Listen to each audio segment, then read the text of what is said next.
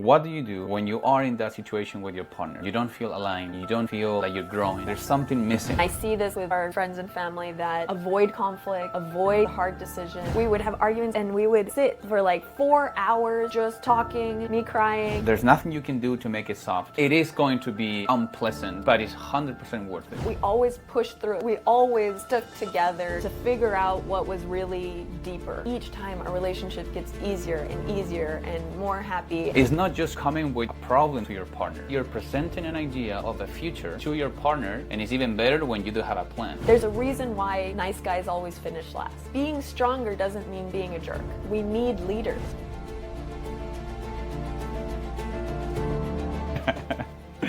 Okay, we got an amazing question. One of the many that we had after that first episode. It's so cool that people really took the time. I think because we go so in depth, the comments that we get back are so in depth. Yeah, they just go all in with their question. This is one of them. The question says, what do you do when you're not satisfied with the relationship? Either because your partner is not living up to their full potential, there's some standards that need to be raised, or simply because you don't feel aligned anymore. That is a very tough spot to be in. We've been there a couple of times. Minor and huge sometimes. And the question that I want to start with, love, is why is it that couples get there in the first place? Some days you just wake up and you realize that you're not happy where you are in life, right? You just aren't happy with yourself. Nothing to do with your partner yet. Nothing to do with your partner. And I think in that, you start to look for answers. Maybe you read books or you question your surroundings. Or at least, okay, I'll speak for myself. When I've been in these situations, I don't like what's happening for some reason. Sometimes it's building, sometimes it comes out of nowhere. And then I'm trying to find reasons. So it's either, oh, it's my job, or maybe I'm not inspired by my surroundings. Maybe I need to be doing this. Maybe it's this city, maybe it's this country. Yeah, maybe for us, because we question that a lot. And if you're in a relationship, you tend to see that in your partner too. Start to say like, oh man, if they just were doing this. Sometimes because it comes out of nowhere, we don't know how to share it because it feels a little bit selfish, or you don't know if you can ask. So I think it comes from that sense of not being happy with where you are today. Yeah, and trying to find answers. Oof, that's not where we were expecting to go.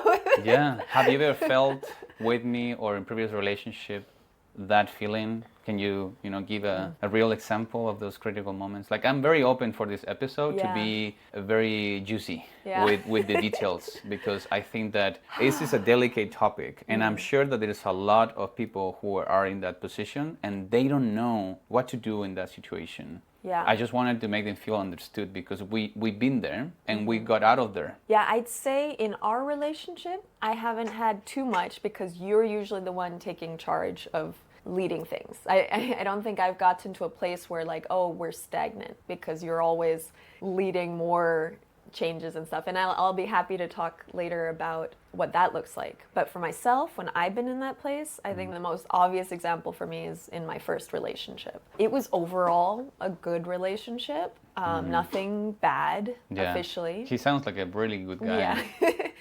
But I just wasn't happy with myself. And I remember whenever I looked at him, it was always kind of judging. I knew that I wanted to do greater things in life. I wanted to do bigger things. With him? For myself. And I would try to push a little hints and suggestions and things. Was that kind of feeling that, I wish that he wasn't too much like that. I wish he was more like this. Yeah, all the time. I had such a fixed mindset at the time that it was like, is this the person for me or not? And so I was always kind of testing. And I was like, is he going to be the one that can help me get to this goal or not? And so sometimes yes. And I'd be like, yeah, okay, I guess he could or not. And I just kind of built it up until I just reached a point and I was like, no, I don't think he's the one. And I broke up with him. And I remember it being like such a surprise to him because it came out of nowhere. When you said that you were thinking, is he the one for me to help me to achieve this goal or not? When you were building this list of,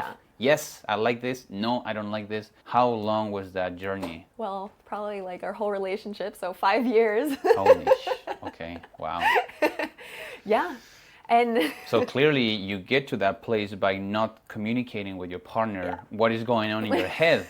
Yeah. Jesus. Yeah, I do feel bad for him or for any other person that is in that position, and then all of a sudden their partner comes in and say, hey, I'm a new person and I just want different things, so I don't think this is working. I think we need to break up. Yeah. When that person could share so many things way early in the relationship, at least to give them the chance to, oh, I didn't know that you wanted that. Yeah. I guess I would like to try that, or I can support you. Or maybe, really, you want that? Oh, sorry, I don't want that. It's like, great. So now we have an agreement, like a healthy one, and then we just go in different ways, or you feel more aligned and united than ever. Yeah, I feel really, well, I know everything's perfect. It was part of my glad. journey. I'm very happy about it. And the only reason I even am aware that that was wrong is because of our relationship and you showing me that you can talk about these things. And so I'm so grateful. But yeah, I look back at that, I'm like, that was horrible. I never shared with him. Why not?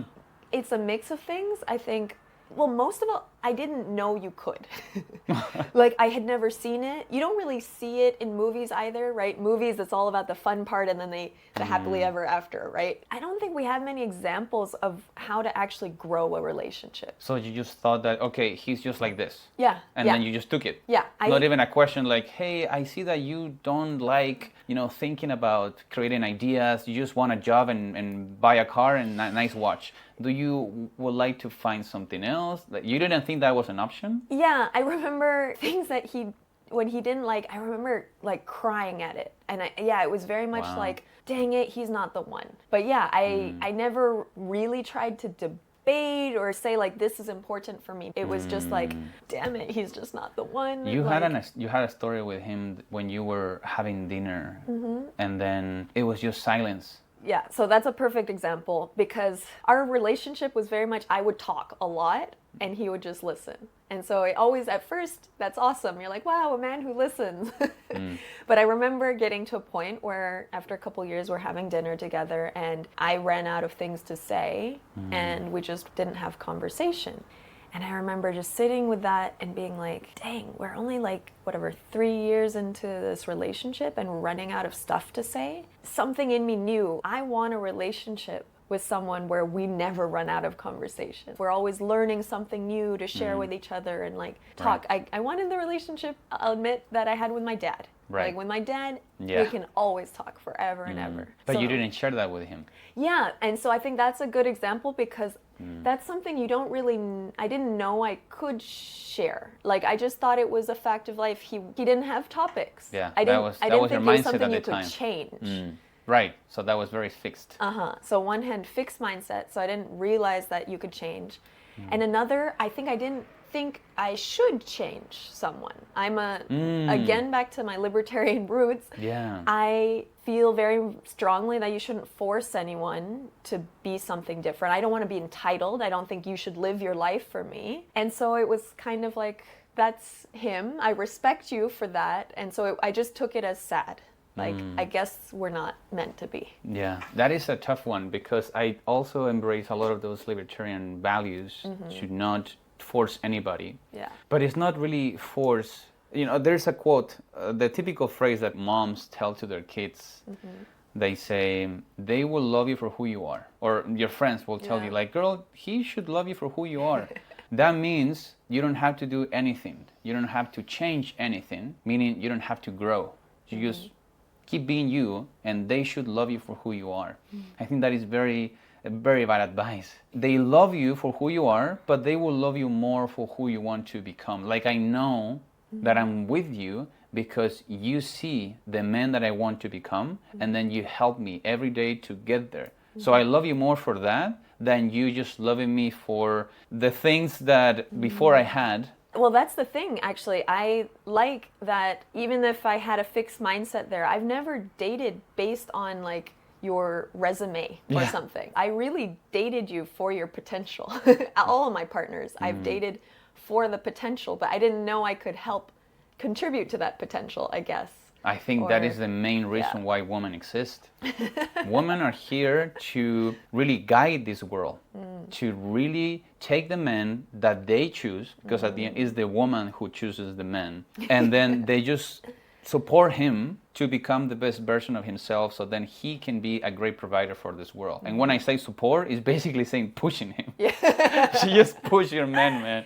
You know, I think that's so true. I think I see myself very much as an investor. Yes. In relationships, and I see that I've gotten better at seeing a good investment and knowing and knowing how to grow it. Because even in my first relationship, I think he had a ton of potential. Oh, but the difference between him and your second partner and me is that I wanted it. You wanted to invest in that, but I wanted to actually be a good investment. Yeah, exactly. Well, actually, I think even the second one did. We've joked about this before, that I've always wanted a man with ambition and integrity. And my first partner had a lot of integrity, but no ambition. And my second partner had a lot of ambition, but lacked integrity. And then you are the perfect combo of that you wanted to grow and you wanted to do big things in this life, but we share our values on how to do that, to do it with love and providing value rather than taking. Okay, so you get to that point in the relationship, like to go back to the first question, by not sharing what you're really thinking, what you want, and just assuming that your partner will know what you want or what you're going through. Or maybe you don't have the talk, you just have passive aggressive comments. You know, like I was doing it with you with the order in the house, cleanliness, messiness, you know, that's a great example. You were messy at the beginning of the relationship, and I was just telling you those little passive aggressive comments like, why is it the wet towel on the bed? My amor, come on.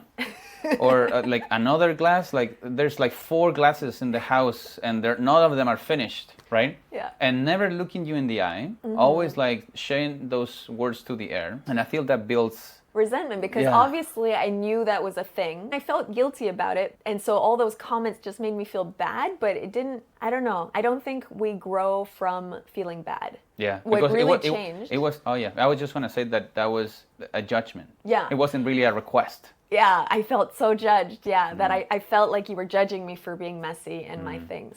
Everything changed when one time you sat down with me and you said, hey, I just want you to know that having a clean home is super important for me. It's important for my mental health, my happiness, my peace, everything. Like, can you please just pay more attention and keep these areas clean? That was so powerful to me, because obviously I wasn't trying to hurt you, right? I wasn't intentionally like leaving glasses to spite you. I just don't think about these things.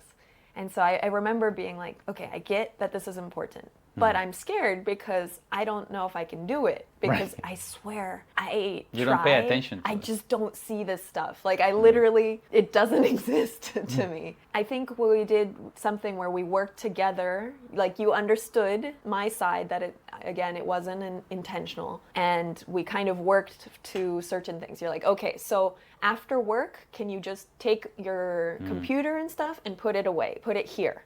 Like you started to give me basic things that I could kind of checklist and I could follow, because I didn't see it for myself. I needed guidelines. That's huge. But then I was able to do it, and I started to be more aware just because I wanted to love you. I love that. So basically it was just like a domestic kind of training. Yeah. And then the reason behind why you were doing that, because you could say, I'm sorry, this is who I am. I don't care about being messy.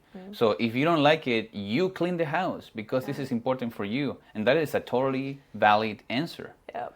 But you didn't. No. And actually, if that was the answer, I would probably say, on my own personal list, like, this is not good for me for the long term, because that means not mental happiness for the rest of my life. And I know that I'm getting grumpier with every year of experience in this life. So this is not going to end up well. But you did it because it was like one for the team. Yeah.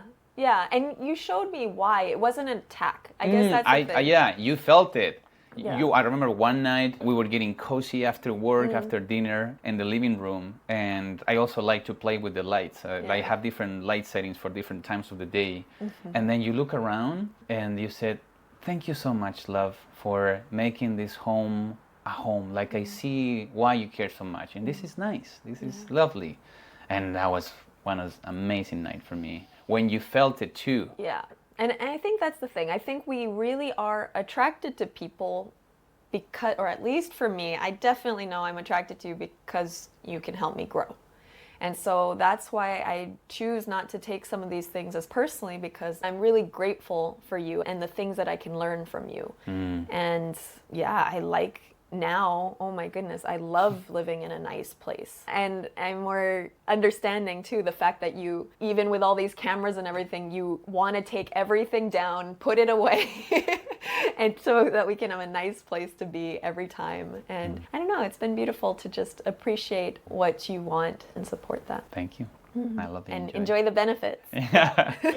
So we have that as a reason why you get there in the first place. And I will say, which thank you for sharing that, by the way, the skipping the communications and let it build up for years and then just vomiting all of that with your partner. And then your partner is like, what? You want to break up?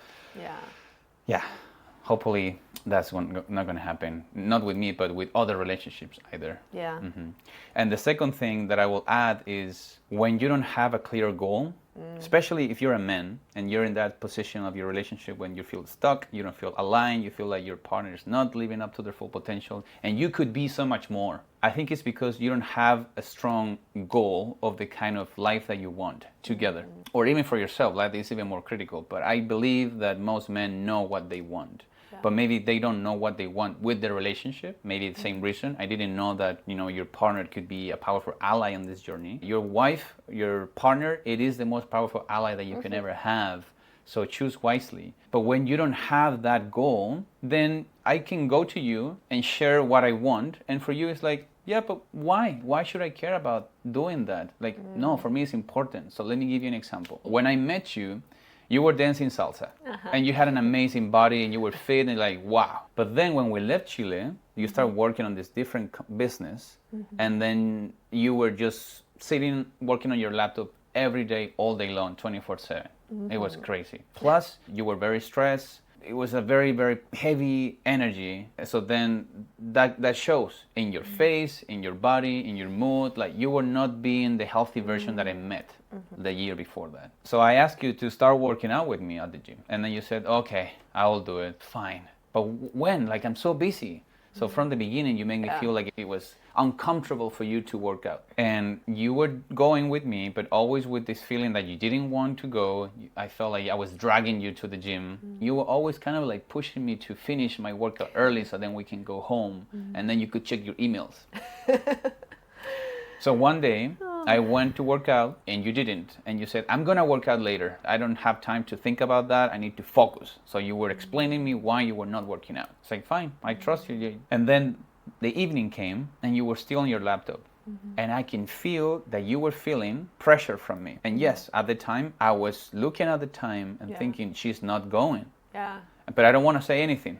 And then at one point, you like that moment was so awkward that you just said, I know that you want me to go to the gym, but I have a ton of work to do, so I'm just going to skip it, okay? Yeah. That was a powerful moment because then I had the chance to say, fine, just avoid that uncomfortable situation or take leadership and then do this for me and for us. And I said, look, if you don't want to work out, that's fine. But know that I do like attractive girls with nice body and healthy habits. If you're going to work out just for me, that's not going to work. You have to want it for yourself because you want to be pretty, because you want to feel healthy, because you want to feel attractive for your men. Otherwise, I can just accept you for who you are. But then in the future, eventually, I will pay attention to another woman that is healthy and attractive. So just be aware of the consequences. Harsh as hell. Yeah.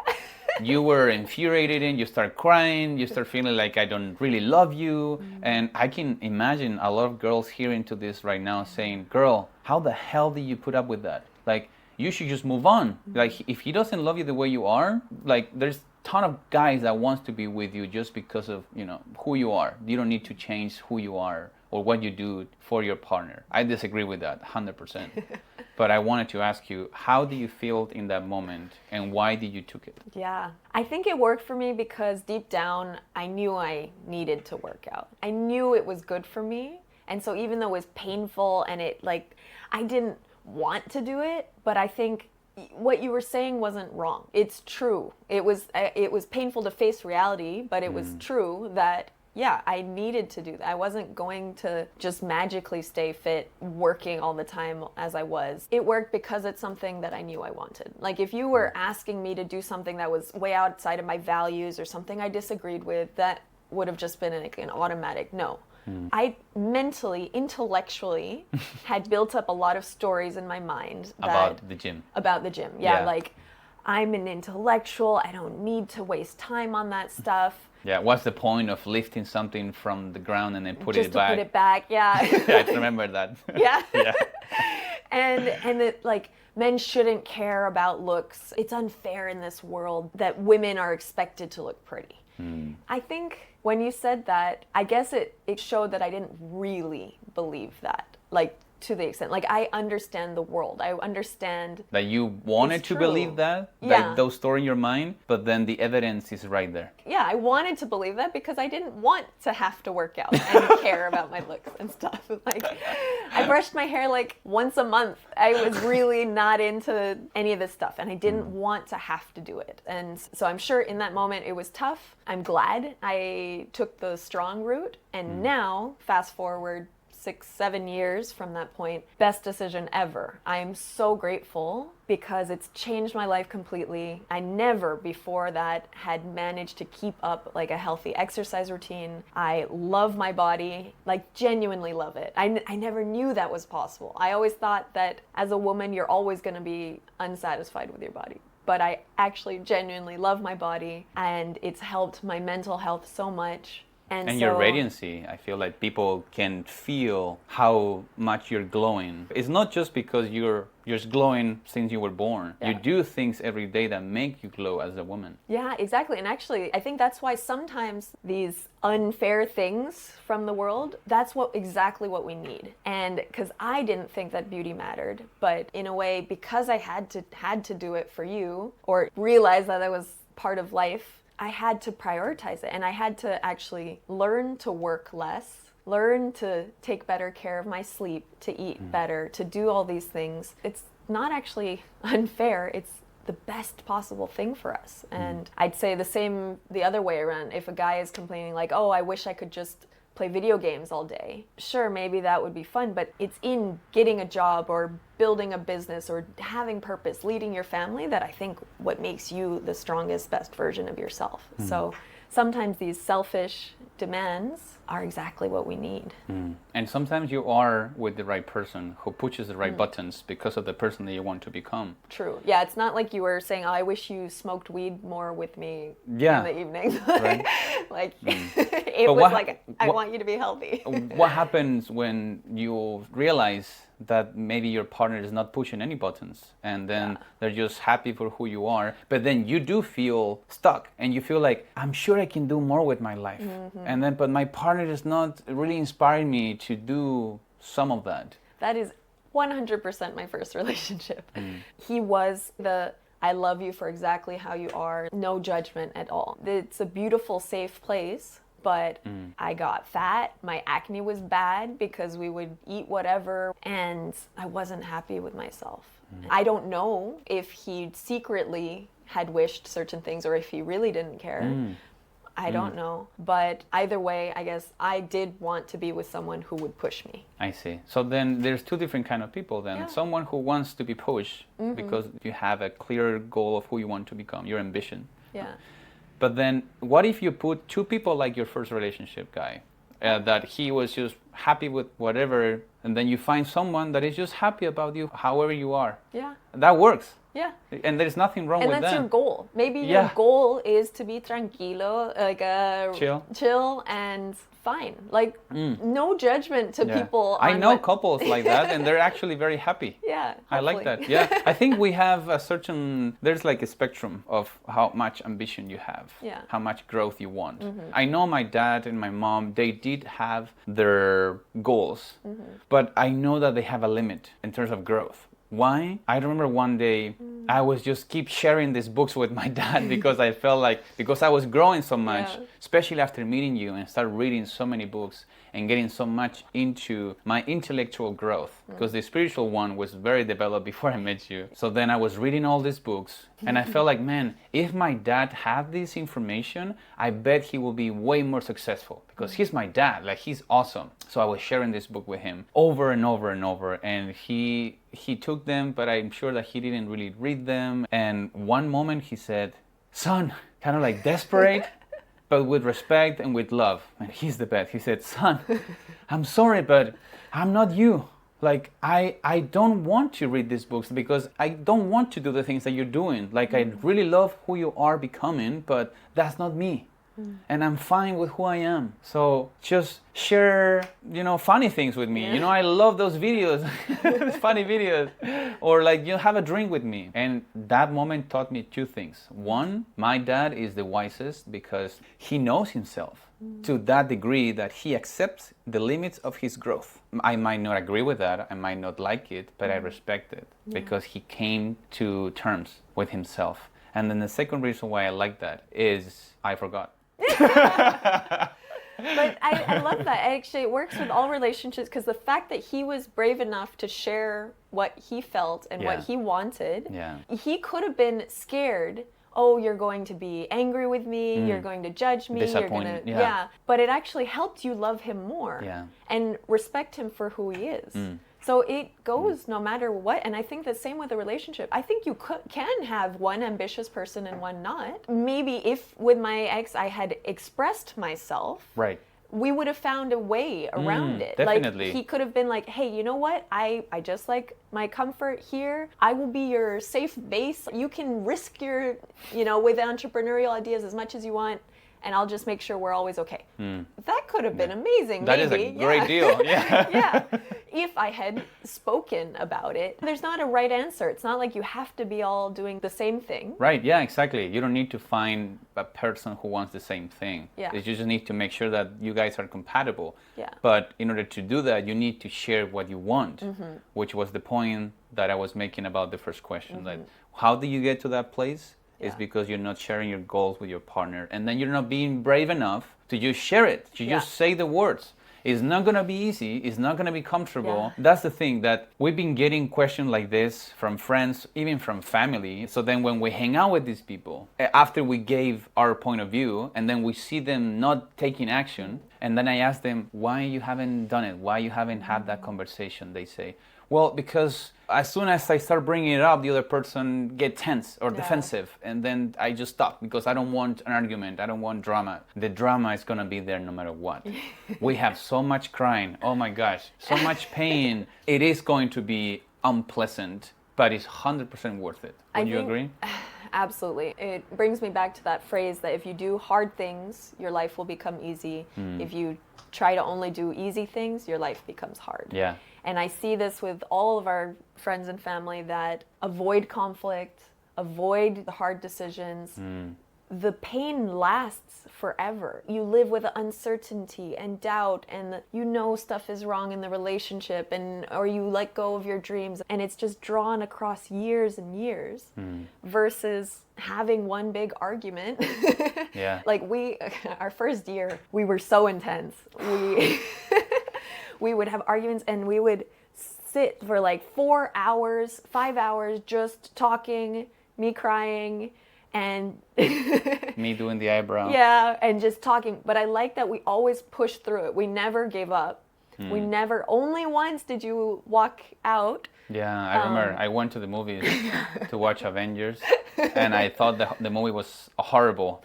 I remember the movie sucks. I was like, man, Marvel sucks. And now it's my favorite movie. So that showed me how pissed I was.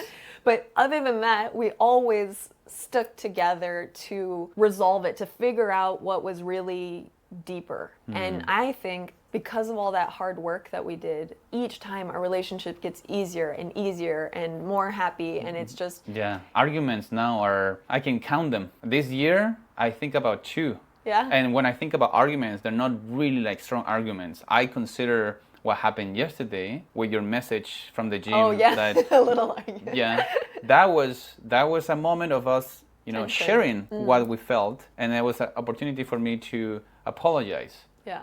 I was sharing with Kenli that I want a haircut. Yeah. And Kenli said, I don't think you need a haircut. I think it looks cool. Yeah. And I said, no, I don't like it. I think I'm gonna get a haircut. And I show you the video, and it's like, this is what I want. And you said, no, I don't think it looks good. This one looks good. So then I took it personal, and instead of just sharing, accepting your opinion, okay, you don't like it, but I still want to do it. Yeah. I told you, this is not the first time that you share with me that you don't like the haircut that I want to do. But then I come home with the haircut and you're like, actually, I like it. I like it. So I think that is based on your mood that you will say those comments to me. So maybe now you're in a bad mood, so then you don't like the haircut. I could feel the moment was tense. I was walking to the gym with you. I was dropping you off. And then after that, I was in the haircut place making my appointment, and then I received your WhatsApp that said, hey love, I don't think that you should discredit my opinion by saying that I was in a bad mood. You asked for my opinion and I gave it to you. If you disagree, that's fine. Yeah. But like, don't discredit my opinion. Yeah, by saying that it was because of your mood. Yeah. And I love that moment because I know in the past, a reactive answer and say like, well, it's because you're grumpy all the time. Like, I can make it so about you. But then I just agree with what you said, and I said, thank you, love. You're right. I'm not going to discredit your opinion again. I'm just going to say that I don't agree with your opinion. Yeah. By the way, I don't agree with your opinion. I'm getting a haircut. Yeah. And I felt so proud about us to get to that point where something like this can be resolved in seconds and we don't take it personal. And you have to address those things, I think, because if you don't, if I didn't say that to you, then I would build that up. I think this is what we do. We like put tallies, and then the next time you say something like that, I'll be like, see, you always do this, and that's how the big resentment builds up and the big fights. Like something so small as this conversation about the hair can turn into you never trust my opinion. That's so true. So it's so important to address these things as quickly and early as possible. That's something I only learned with you because I did not know that you could have these conversations. I used to hold all of my thoughts until I was about to burst, and I'd be like, we need to talk. You never respect me. Like, you never, and I would always be crying and crying rather than just addressing things in the moment. Like, this is how I feel. I didn't like that. Okay, so you're in this position with your partner. What do you do about it? I have a friend that shared with me that he's thinking to get separated. He's not married yet, but he's been living with his partner for 5 years. And he told me, I know that maybe she's like 3 out of 10 based on the things that I've been doing for her, like really insisting. That right there, you shouldn't be with a 3 out of 10 already. Well, but that's the thing, because he's afraid that he cannot find a 10. And then he that said, shows that he sees himself as a 2. Wow. I'm going to ask him about that. Yeah. But he said, what if, I keep investing, because when I met her, she was a 3. Now she's a 5 because I've been, pushing. And it's always like, I am the one who wants to bring her up. She doesn't love that. She feels like she's just doing that for me, but she managed to be a 5. And I feel like if I break up now, maybe I'm just gonna lose all of those years of investment, and then I'm just never gonna find someone better. And maybe I will feel like, oh man, I had a 5 and now I just wasted this.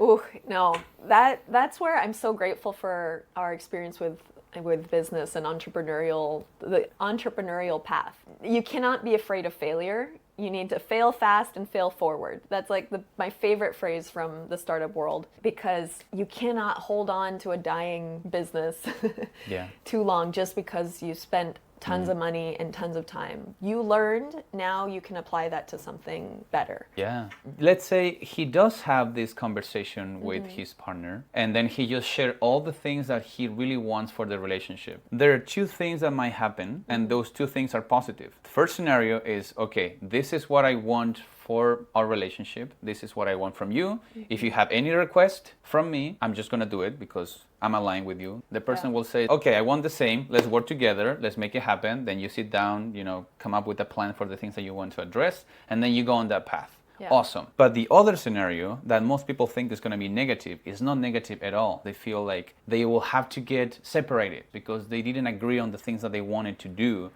But do you really want to stay with a person who doesn't want the same thing that you want for your future? If you want, to travel the world, but your person just decided to stay in the house and they're just happy in the same house, do you really want to always be thinking, what if, I decided to meet someone who wants to travel the world, or to get married, or to have kids?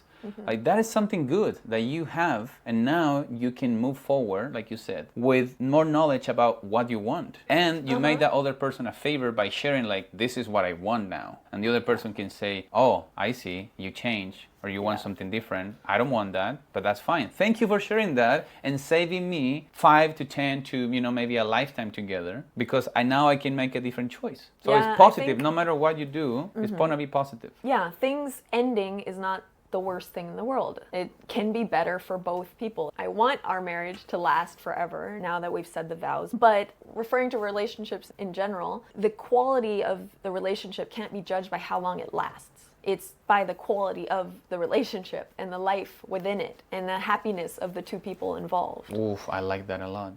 Yeah, and that's not the only option. Like we said with the other example, maybe you say you want to travel the world and they say they don't, but by having clarity, then you can say, okay, maybe I'll create a group of friends that want to travel with me all the time. Rather than always living with this, I wish I could travel, but my partner doesn't want to. Express. Right. And maybe you'll find a way. If there's love, then if there's no love, then you'll That's true. You said it last night. It's like an agreement. It's like a negotiation. Constant. Yeah, it's just negotiation. It's discovering what the other person wants, and you'll learn more about the other person. You'll actually be able to see what their priorities are, because I don't think they're going to just say, no, I just don't like traveling. They'll be like, no, actually, I love my garden, and it's my number one priority. Right. And then maybe you can come up with something like, okay, how about we hire a gardener for 2 weeks, or I don't know, this is ridiculous, but I like, know. Or that's how you learn replace and garden love. for pet. Yeah, and that's how you learn and start to love your partner. But you have to love yourself, and you have to express these things. Because actually, if you don't express these things, you're actually killing the love, because you're turning the love into resentment. Because no matter what, if you give up your dreams of traveling, you will eventually start projecting the resentment on your partner for stopping you from traveling. So you are killing the love. If you want to grow love, you have to communicate. It's not being selfish, it's what love needs to grow. One of the biggest things that helped us, or helped me, was reading the book The 4 Agreements, which one of the 4 agreements is to not take things personally. And another one is to not assume. Actually, those two are very powerful in knowing that we can't assume we know what the other person wants. We can't assume to know how they're going to react. And then also not to take things personally. If you make a request, it's not a judgment on me. It's not that I'm a failure or something. It's what you want. Based on your past, your preferences, your traumas even, that's what you want. And it's up to me if I want to respond. Well, with all that said, let's go to the question that it was asked. What do you do when you are in that situation with your partner?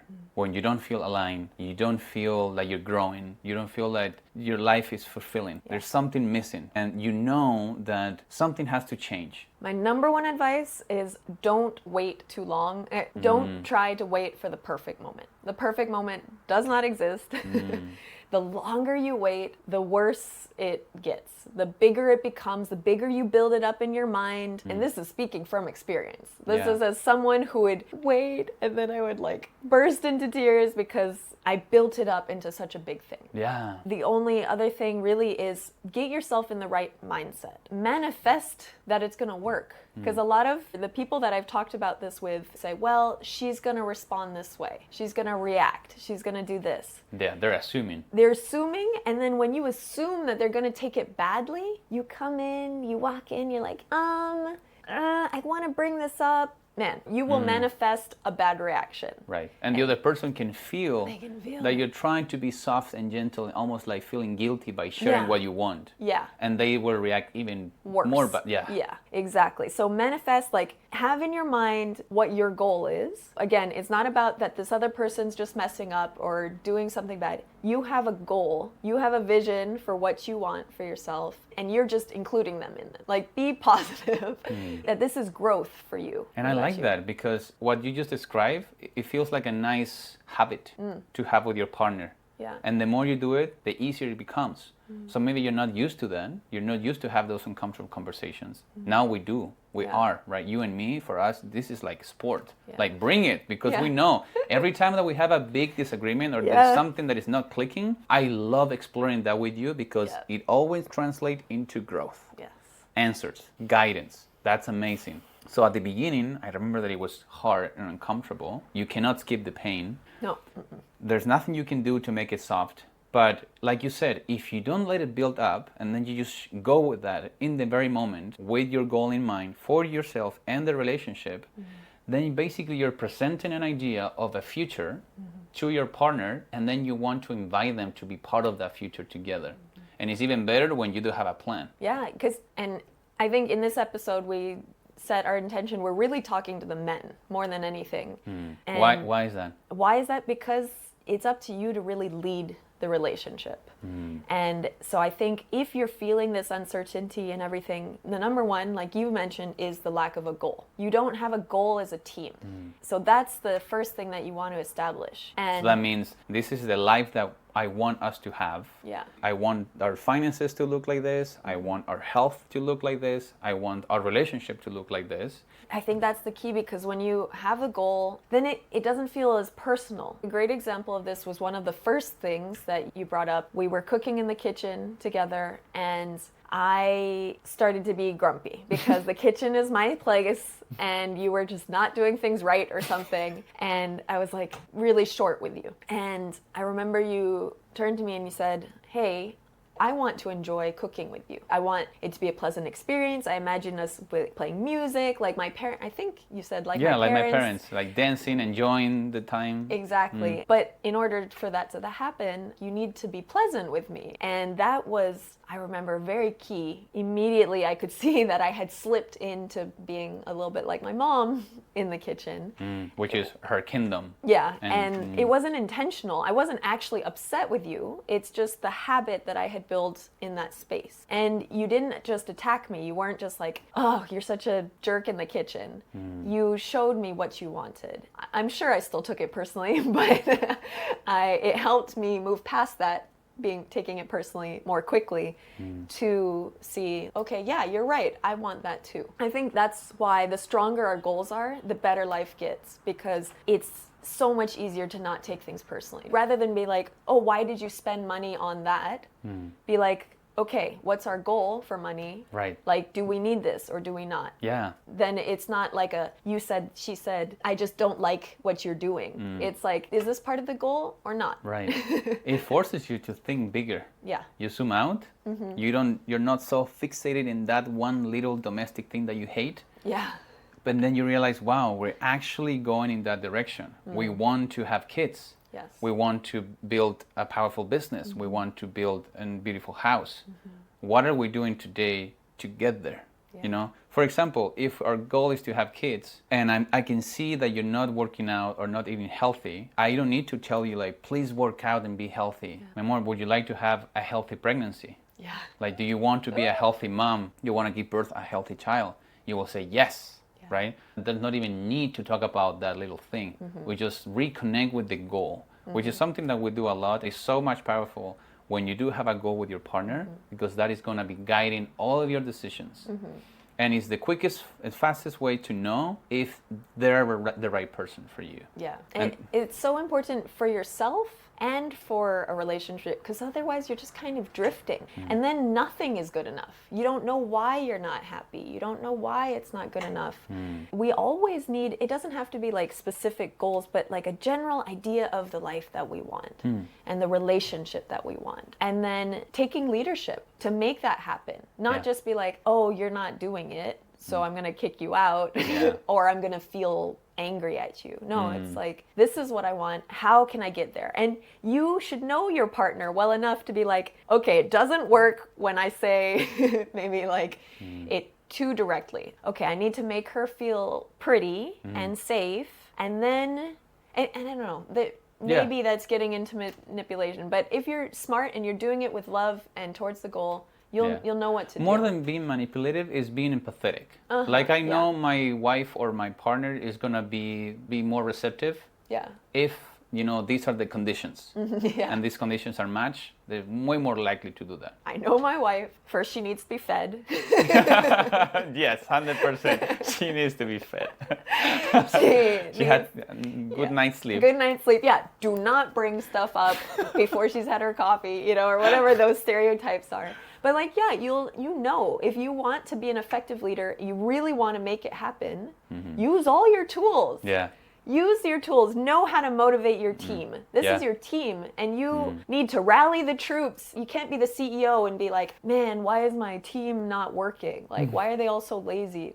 No, it's you are setting the culture. Figure out what motivates them. Figure out how to get them to do it. One thing that I will do if I were in that situation before is ask you if there's anything that you would like me to do before telling you what I want. Because thinking as a CEO, I do that with my team. I ask them, how are they doing? And there is need anything from me. And then once they share with me how they feel and I cover that, then it's the reciprocity, right? So then I will go ahead and say, okay, now I would like us to talk about this thing that can be improved. So imagine I went to you with that question before asking you to be fit. Yeah. Maybe we can lower the amount of friction and tension. But I will also go with those uncomfortable conversations, knowing that it is going to be painful, and it's not going to work the first time. Maybe the first time is going to be a mess. It's going to be a lot of crying. It's going to be a lot of fight. But same as your business or in life, don't give up on the first no. I have one person in my head right now that is been telling me, but JJ, I tried to do this, but then they react badly and this happened. So then I just don't do that. It's like, man, you just try once and then you just gave up. Like, you need to keep trying until you find the way to get to your partner's heart and mind. And then you get them aligned. And that's what happened when you just wait too much, like you said. So the sooner you do it, the better. Recognize that maybe it's new, it's scary for them. Like, you can empathize. Don't take that personally, how they react. Maybe it threatens them, because anyone can feel threatened when you're in a comfortable situation to have to be pushed out into growth. Like, I absolutely did not want to face reality, and I wanted to not have to exercise. Be prepared that there's going to be some resistance, but you're still going to push forward. Yeah, with love. With love. When I say love, it's basically reminding them that this is what I want with you. It's not you against your partner. It's you and your partner against the goal. For the goal. For the goal. I really believe that women, we are designed to push men to become the greatest versions of themselves. Definitely. And I see this in the ones where, and especially these men that pick really strong women. I love it. And I think it's specifically because they want you to level up, consciously or unconsciously. When they push back, it's so that you can become stronger. Yeah. And this doesn't mean being a jerk. There's a reason why nice guys always finish last. Because we need leaders. We need strength. We want someone to guide us. We want someone to lead the charge. We may make it difficult, but that's only to help you sharpen your tools. That's your job. You have to challenge us constantly. Yes. Even if it's painful, even if it sucks. But that's the thing. You have two kind of men. The one who will complain like, oh, my wife is a pain in the ass. There's so many of them. And they just like to hang out with their friends and complain about the wife and then come home and face reality, which is your woman is there to push you for your greatest self. The other man is, okay, I'm just going to take those bullets because I know that she wants me to become a greater man.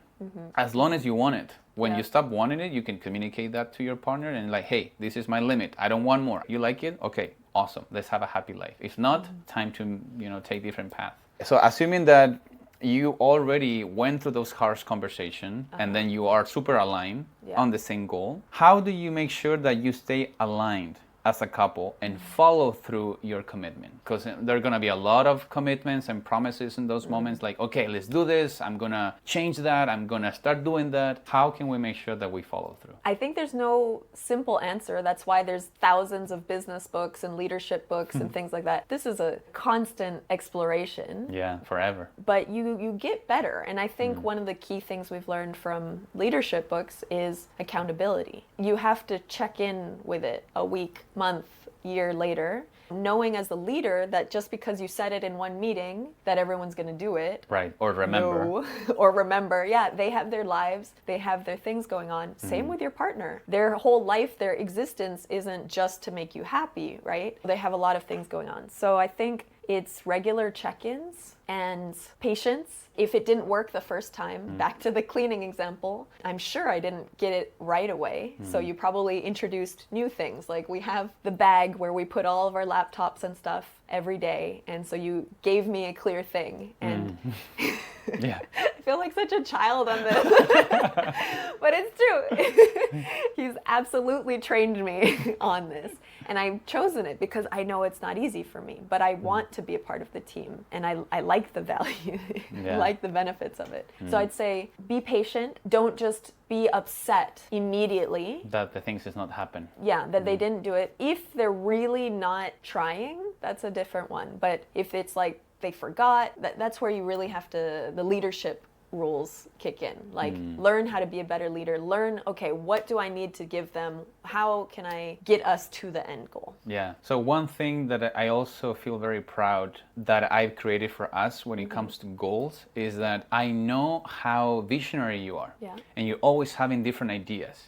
And because of that, sometimes you will get distracted and not focus on those tasks. I remember I shared that with you, like I want you to just focus on the one thing, and then when you finish that, you can focus on all the ideas that you have. But just saying it is not enough. Yeah. So what I did is like I like to write on a piece of paper our goal for that week and then our goal for that day. So then I make you review it and then cross it once you finish it.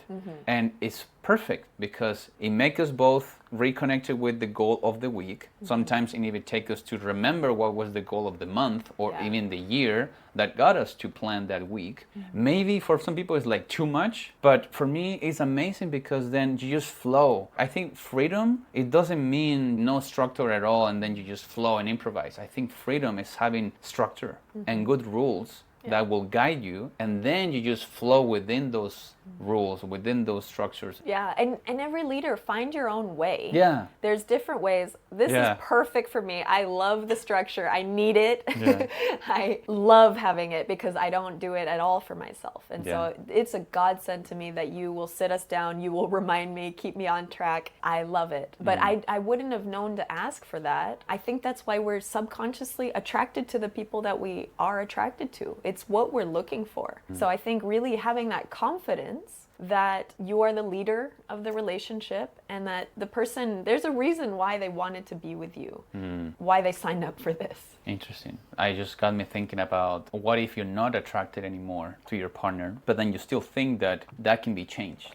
Maybe you can do something about it. Will you say that the lack of attraction means that maybe they're not the right person? I mean, could be. I think that's almost never the truth, case? though. Yeah, I think it's because you're not being your best self. One or the other. Like I know that right before we separated, I had slipped into super insecure and back to overworking. That's like my default phase. That made you way less attracted to me. But I don't think it's because that there was something fundamentally wrong with me. I had just slipped into these habits, slipped into these mindsets, and I needed a change to get out of that. From a men's perspective, I think that it was the lack of faith and purpose that made me feel distracted with other girls. I have a friend in mind that knows all of this that we just said in this episode, but there's one thing that he has different from me. He doesn't have a relationship with God. So he's just alone and he's just drifting. And going back to that moment before the separation, our pastor, Jordan, who married us, he said, think about the time when you felt more disconnected from God and the time that you feel more connected to God. Every time that I think about the times that I'm more connected with God,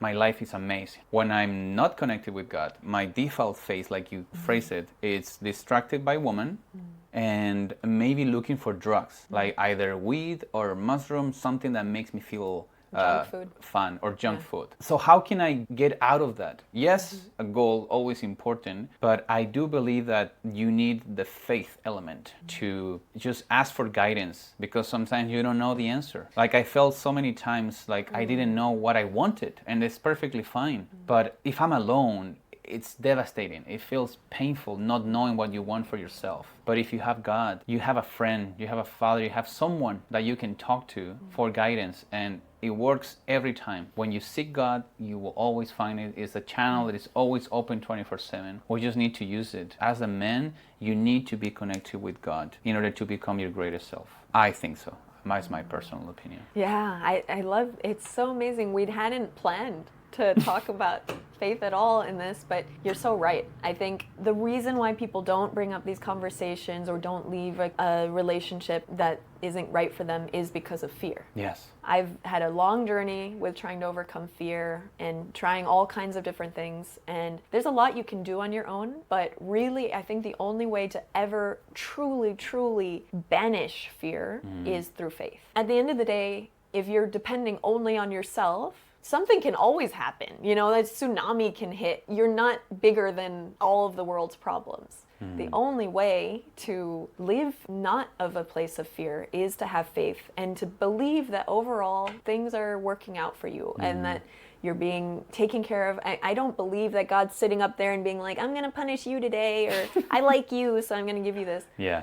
But I do think that there's an overall energy of things, and that everything overall is designed to help us grow and become the best versions of ourselves. And it is only with faith that you can really do these courageous things. To not be afraid, like, oh no, if we break up, I'm never going to find anyone else again. No, if you have faith, you know that either if we break up, that there's something better for you in this world, or that this is part of your journey, or that you believe that by doing hard things that it's what's best for your relationship and that you're going to grow. Like, you have to lean into that faith. I love that.